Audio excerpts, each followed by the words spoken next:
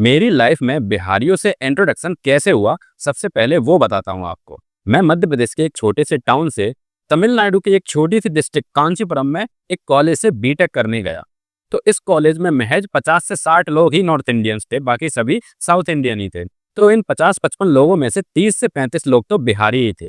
तो मैंने सोचा इन्हीं से दोस्ती कर लेता हूँ, हिंदी भी बोलते हैं, मेरी 4 साल लाइफ आसान होगी और आराम से मेरी बीटेक कंप्लीट हो जाएगी। लेकिन यह मेरी जिंदगी का सबसे बुरा डिसीजन था। अगर आज मेरे पास टाइम मशीन हो ना, तो मैं वापस जाके उस ग्रुप को कभी ज्वाइन नहीं करता और मेरी लाइफ आज कुछ और ही होती। मैं बताता हूँ मैं ऐसा क्यों बोल रहा हूँ। अगर उस ग्रुप का कोई भी लड़का 60 सेकंड बात कर रहा है ना, तो उसमें से 30 से 40 सेकंड तो वह केवल और केवल गालियों का यूज कर रहा होता था। ऐसी कोई भी गाली नहीं बची थी जो मैंने उनके मुंह से नहीं सुनी थी। ऐसा कोई रिश्ता नहीं बचा था जिसके ऊपर उन्होंने गाली ना इन्वेंट करी हो। माँ बहन तो छोड़ो, उन्होंने दादी दादा नाना नानी चाची चाचा किसी को नहीं बख्शा अपनी गालियों में। और ये मेरा इतनी अभद्र गालियों से पहला इंट्रोडक्शन था मेरे कॉलेज में। ये सभी लड़के अपनी गालियों से कॉलेज की हर लड़की की इज्जत तार तार कर दिया करते थे। कॉलेज की ऐसी कोई लड़की नहीं बची होगी जिसे इन्होंने सेक्सुअलाइज एंड ऑब्जेक्टिफाई नहीं किया हो। जब पहली बार मैंने कॉलेज में इन बिहारी लोगों से इतनी बुरी बुरी गालियां सुनी, तो मेरे कानों से तो खून आ गया। मैं इनकी परवरिश पर शक करने लगा कि इनके पेरेंट्स कैसे होंगे, इनकी अपब्रिंगिंग कैसी हुई होगी, जब ये जाके इतना ज्यादा हेट फैला रहे हैं, इतनी ज्यादा अभद्र बातें कर रहे हैं, लड़कियों को इस तरह से देख रहे हैं, तो सोचो इन लड़कों का बचपन कैसा गुजरा होगा। और सुनो, मोस्टली हम सभी लड़कों का नशे से इंट्रोडक्शन कॉलेज में ही होता है। लेकिन मैंने पहली बार देखा था कि ये सभी बिहारी लोगों का ग्रुप नशे में पहले से ही एक्सपर्ट था। मोस्टली हर लड़के ने किसी ना किसी तरह का नशा अपनी स्कूल लाइफ में ही शुरू कर दिया था। फिर चाहे वो दारू हो, गांजा हो, सिगरेट हो, और गुटखा तो इनका सबसे फेवरेट नशा था। इवन गुटखा खैनी खा के तो ये डेली कॉलेज आया करते थे। मतलब मैं क्या समझाऊं आपको कि जितना ये खाना नहीं खाते थे, जितना इनके घरों में राशन नहीं आता था, उससे कई गुना ज्यादा तो ये डेली नशा करते थे। और इसकी शुरुआत फर्स्ट ईयर के फर्स्ट दिन से ही हो गई थी और फोर्थ ईयर तक आते आते तो सभी के सभी नशेड़ी हो चुके थे। और मेरे साथ जो लड़के मध्य प्रदेश से गए थे, जिन्होंने कभी भी नशा नहीं करा था, जिन्होंने बस नाम मात्र के लिए थोड़ा बहुत सिगरेट को टच किया था, वह पूरी तरह फोर्थ ईयर तक इनकी संगत में रहते रहते नशेड़ी हो गए। और कुछ लोग आज भी इनके साथ बेंगलोर में रह रहे हैं और गांजा पीना, दारू पीना इनकी रेगुलर हैबिट बन चुकी है। अब आता हूँ मेरे बैच के बिहारी लोगों के ओवरऑल बिहेवियर के बारे में। तो अक्सर आपने बिहारियों के बिहेवियर के बारे में ये सुना होगा कि बिहारी बहुत ही दिलदार होते हैं, बड़े दिल वाले होते हैं। तो भाई होते होंगे बड़े दिल वाले, होते होंगे दिलदार, आई एग्री। लेकिन मेरे नसीब में तो सब के सब ऐसे बिहारी लोग आए जो दुनिया के सबसे हरामी बिहारियों में से एक थे। सबके सब एक नंबर के गाइयां, पॉलिटिक्स में एक्सपर्ट, पढ़ाई में पीछे, पढ़ाई से तो लेना देना ही नहीं था। ना जाने क्यों आए थे बीटेक करने। पूरे कॉलेज में अपनी थूथू होती रहती थी, सभी लड़कियों में बदनाम थे, सभी प्रोफेसर में बदनाम थे। स्टिल वह अपने आप को एक राजा मानते थे, जैसे ऐसा ट्रीट करते थे कि भाई हम तो यहाँ के किंग है, हमारे बिहार में हमारी फैक्ट्रियां चल रही हैं, हमारी जमीनें हैं, यहाँ तो हम बस टाइम पास करने के लिए आए हैं। लेकिन वहां कॉलेज में उन्हें कुत्ता तक नहीं पूछता था, पीठ पीछे सब उनकी बुराइयां करते थे और सब उनसे दूर रहना चाहते थे। जितने भी टॉपर लड़के थे, जितने भी स्मार्ट लोग थे, वह सभी इस बिहारी ग्रुप से दूर रहते थे। ना जाने कैसे मैं इनके चक्कर में फंस गया, लेकिन यह मैंने अपने लाइफ की सबसे बड़ी गलती करी। ये चीजें तो मैंने बस आपको ऊपर ऊपर से बताई हैं। अगर मैं डिटेल में बताने लग गया ना, तब आपको समझ आएगा कि मुझे कॉलेज में किस फकडम मेंटेलिटी के लोग मिले और स्ट्रेंजली सभी के सभी बिहारी थे। तो ये था मेरा कॉलेज में बिहारियों के साथ एक्सपीरियंस। उसके कुछ साल बाद मैं दिल्ली शिफ्ट हो गया और दिल्ली में बिहारियों की एक साइजेबल पॉपुलेशन है जो दिल्ली में अलग अलग वजह से रह रहे हो, फिर चाहे वो जॉब हो, एजुकेशन हो, बिजनेस हो या फिर हो मजदूरी। ओवरऑल दिल्ली में आपको हर जगह बिहारी देखने को मिल जाएंगे और जहाँ पे बिहारी लोग हैं वहाँ पे पैरेलली रेसिज्म भी एग्जिस्ट करता है। आज बिहारी वर्ड एक गाली की तरह यूज करा जाता है और यह एक लेजिट गाली बन चुकी है। बिहारी वर्ड सुनते हैं आप लोग, सबसे पहले तो माइंड में क्या आता है? गाली।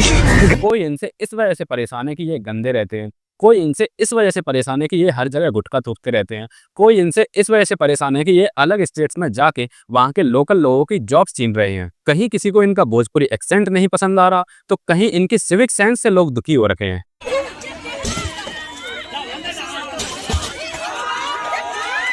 ओवरऑल आज पूरा इंडिया बिहार को और बिहारी लोगों को एक वायरस की तरह देखता है जो कि पूरे इंडिया की छवि ग्लोबली मिट्टी में मिला रहा है। अगर इन सभी चीजों के बारे में आप किसी बिहारी से बात करोगे तो वह अपने ग्लोरीफाइड पास्ट के गुणगान करने लगेगा। लेकिन आज जो बिहार की एंड बिहारी लोगों की कंडीशन है उसे बिल्कुल भी रिकॉग्नाइज नहीं करेगा। अपनी हरकतें और गलतियों के बारे में बात करना तो छोड़ो, सभी के सभी इंटेलेक्चुअल बिहारी भी अभी भी गुप्ता एंड मौर्य एम्पायर में अटके हुए हैं। और उसी युग को याद करते करते आज भी वह प्राइड फील करते हैं। आज भी उन्हें लग रहा है कि वह अपने मौर्य काल में जी रहे हैं। बहुत सारे लोग बिहारियों के इस पिछड़ेपन and lack of civic sense की सबसे बड़ी वजह बिहार गवर्नमेंट को मानते हैं कि कैसे बिहार की हर सरकार ने बिहार को अच्छे तरीके से एक्सप्लॉइट करा, कैसे करप्शन को बढ़ावा दिया, कैसे क्राइम को बढ़ावा दिया एंड कैसे बिहार के इंफ्रास्ट्रक्चर एंड डेवलपमेंट पे बिल्कुल भी ध्यान नहीं दिया। इसके चलते बिल्कुल भी इंडस्ट्रियलाइजेशन नहीं हुआ, ना ही कोई नई कंपनी बनी, ना ही कोई जॉब्स क्रिएट हुई एंड बिहार पूरी तरह से बेरोजगारी का शिकार हो गया एंड मजबूरी के चलते सभी बिहारी लोगों को अलग अलग स्टेट्स में माइग्रेट होना पड़ा। आज बिहार का एजुकेशन सिस्टम पूरी तरह से क्रम्बल हो चुका है, जहां पे स्टूडेंट्स तो छोड़ो, बिहार के टीचर्स की भी हालत बद से बदतर होती जा रही है। यहाँ के टीचर्स के आए दिन ऐसे वीडियो सामने आते रहते हैं जहां पे टीचर्स को बेसिक एजुकेशन तक नहीं है, ना ही इन्हें नेशनल एंथम का पता है, ना ही इन्हें इंडिया के प्रेसिडेंट के बारे में कोई भी जानकारी है। भारत की राजधानी बताइए मैम, आप बताइए ना, आप टीचर है। पटना की राजधानी कहाँ है? पटना की राजधानी होती है?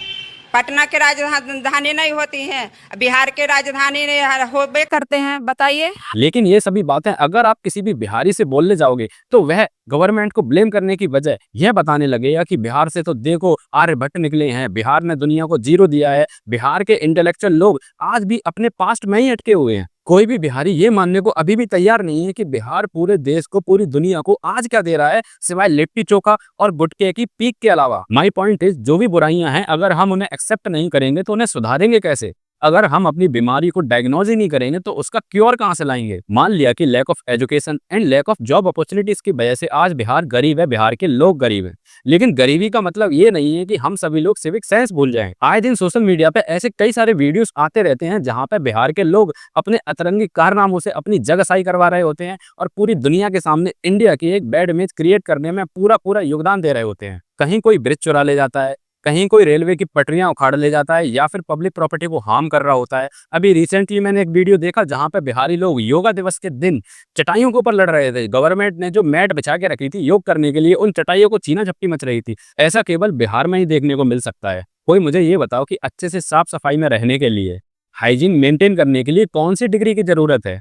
लेकिन बिहार का जो लेबर वर्ग है, जो मेट्रो सिटीज में काम करने के लिए रहता है, उनकी हाइजीन किस तरह की है ये सभी लोग हम अच्छे तरीके से जानते हैं। किसी से अच्छी तरीके से बात करने के लिए, किसी महिला को रिस्पेक्ट देने के लिए किस डिग्री की जरूरत है? जो बिहार का व्यक्ति मेरा ये वीडियो भी देख रहा होगा, वह अंदर ही अंदर ये बात बिल्कुल अच्छी तरीके से समझ रहा होगा कि बिहार के गाँव देहात में वहाँ के लोग, वहाँ के लड़के आज महिलाओं को किस तरह से देखते हैं और उन्हें किस तरह से इमेजिन करते हैं। तभी तो आज भी बिहार में ऑर्केस्ट्रा जैसा निर्लज्ज डांस देखने को मिलता है। फिर चाहे वो किसी की शादी हो, किसी का बर्थडे हो, किसी पॉलिटिकल पार्टी की रैली हो, कोई फेस्टिवल हो या फिर किसी की 13वीं, बिना ऑर्केस्ट्रा के कोई भी ओकेजन वहां पे कंप्लीट ही नहीं हो सकता। और ये बात सभी को पता है कि ऑर्केस्ट्रा की आड़ में वेश्यावृत्ति का बाजार खुलेआम मंच पर सजाया जाता है। और दुखद बात तो ये है कि इसमें बूढ़े तो बूढ़े, बड़े तो बड़े, इसमें बच्चों की एंट्री भी इजीली अवेलेबल है। बच्चे भी इन महिलाओं के साथ डांस करते हुए देखे जाते हैं। तो सोचो, जो बच्चा बचपन से ही इन ऑर्केस्ट्रा महिलाओं को अधनंगे वस्त्रों में, कभी कभी तो पूरी नंगी हालत में ये बच्चे देखते हैं, तो सोचो उनकी मानसिक हालत पर क्या गुजरती होगी। वह बचपन से ही एक महिला को किस तरह से देखते होंगे। क्या ऐसा लड़का जिसने बचपन से ही ऑर्केस्ट्रा में पार्टिसिपेट किया है, ऑर्केस्ट्रा को एंजॉय किया है, वह महिला को बड़े होकर कैसे देखेगा? आप मेरा पॉइंट अब समझ पा रहे होंगे कि क्यों बिहारी लोगों की महिलाओं के प्रति मानसिकता ऐसी होती है। मैं सभी बिहारियों को यहाँ पर जनरलाइज नहीं कर रहा हूँ, बट डेफिनेटली एक प्रॉब्लम तो है जिसके बारे में बात करना बहुत ही जरूरी है। इवन आज बिहार की लड़कियां खुद बिहार के लड़कों को डेट नहीं करना चाहती हैं। अगर आपको यकीन नहीं आ रहा तो आप अपनी किसी भी फीमेल बेस्ट फ्रेंड से ये क्वेश्चन पूछ सकते हैं, वह आपको सही उत्तर देगी कि क्या वह किसी बिहारी को डेट करना चाहती है या नहीं। माना कि सभी बिहारी एक जैसे नहीं होते होंगे, लेकिन जो जन धारणा होती है वो मेजोरिटी के बेसिस पर बनती है। जो भी कोई सामने दिख रहा होता है उसी के बेसिस पर जनता अपनी एक धारणा बनाती है। कुछ सो कॉल्ड बिहारी इंटेलेक्चुअल ये भी हाईलाइट करते हैं कि आज हमें बहुत ज्यादा स्टीरियोटाइप करा जाता है और हमें इतना स्टीरियोटाइप नहीं करना चाहिए। तो मैं उन्हें बता दूं कि स्टीरियोटाइपिंग तो होगी, फिर चाहे वो एक कंट्री हो, एक सिटी हो, एक कम्युनिटी हो, एक एथनिसिटी हो, या एक गांव के लोग हो, या एक पर्टिकुलर रिलीजन के लोग हो। हर एक ग्रुप के अपने अपने स्टीरियोटाइप होते हैं। बेटर ये है कि अपने गुड एंड पॉजिटिव स्टीरियोटाइप क्यों ना क्रिएट करे जाएं। हम अपने बुरे स्टीरियोटाइप से बच के नहीं भाग सकते। बेटर है कि अपनी आदतें सुधार लें और अच्छे स्टीरियोटाइप से हमें एसोसिएट किया जा सके। जैसे मैं आपको हरियाणा के जनरल स्टीरियोटाइप्स के बारे में बताता हूँ कि वहाँ के लोग लंबे होते हैं, वहाँ की बोली खड़ी है, वहाँ के लोग देसी होते हैं, वहाँ पे सब दूध दही खाते हैं, वहाँ के मोस्टली लोग स्पोर्ट्स में पार्टिसिपेट करते हैं, वहाँ के गाने भी काफी अच्छे होते हैं। तो क्या ये सभी भी स्टीरियोटाइपिंग नहीं है? आपके स्टीरियोटाइप स्टेरियोटाइप बुरे हैं इसलिए आपको बुरा लग रहा है, हरियाणा के स्टेरियोटाइप अच्छे हैं इसलिए वह प्राउड फील करते हैं। बट स्टेरियोटाइपिंग से आप बच के नहीं भाग सकते हैं, ये आपका पीछा कभी भी नहीं छोड़ सकते हैं। तो बेटर है कि हम सभी कलेक्टिवली अपने अच्छे स्टेरियोटाइप क्रिएट करें जिससे लोग हमें उन सभी चीजों से जान सकें, ना कि हमारी नेगेटिव चीजों से। आज बिहारी लोग अपने दुश्मन खुद बने बैठे हैं और लोगों से उम्मीद करते हैं कि लोग हमारी रिस्पेक्ट करें। ये आज के जमाने में बिना मतलब के बेटा बाप की रिस्पेक्ट नहीं करता, पत्नी पति की रिस्पेक्ट नहीं करती, भाई भाई की रिस्पेक्ट नहीं करता, एम्प्लॉय बॉस की रिस्पेक्ट नहीं करता, स्टूडेंट टीचर की रिस्पेक्ट नहीं करता। तो आप कैसे सोच सकते हैं